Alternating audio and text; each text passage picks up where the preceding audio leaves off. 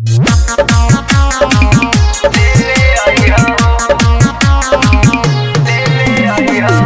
by Injumam.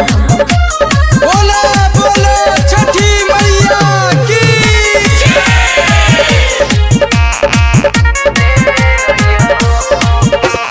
जा तारा सैया सदपुर बजरिया जनी भूलैया हो।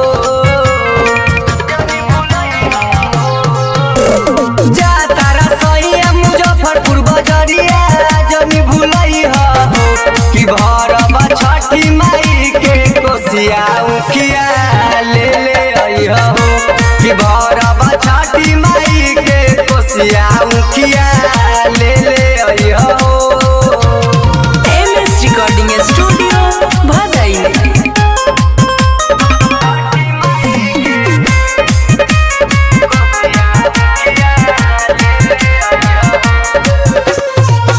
पटना से कलशुपदियरी लइहा जरूर हो। हाजीपुर के केलावा सैया होला मशहूर हो। पटना से कलशुपदियरी लइहा जरूर हो। हाजीपुर के केलावा सैया होला मशहूर हो। जा तारा सैया बकसर बजरिया जनी भूलैहा हो।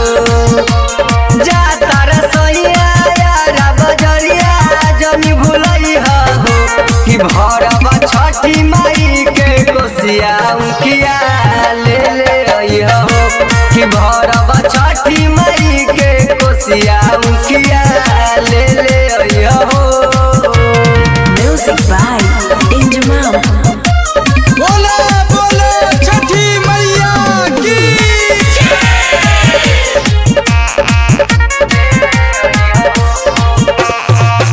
दिहरी से पियरी धोती सैया ले अइहा।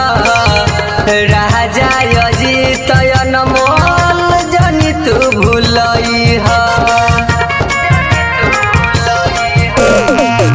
दिहरी से पियरी धोती सैया ले अइहा। राजा अजित अनमोल जनी तू भूलैहा। जा तारा सैया कटौझा बजरिया जनी भूलैहा हो। अरे जा तारा सैया दूनी बजरिया जनी भूलैहा हो कि भरब छठी माई के कोसिया उखिया ले अइहा हो कि भरब छठी माई के कोसिया उखिया ले अइहा हो। MS Recording Studio, Bhadai.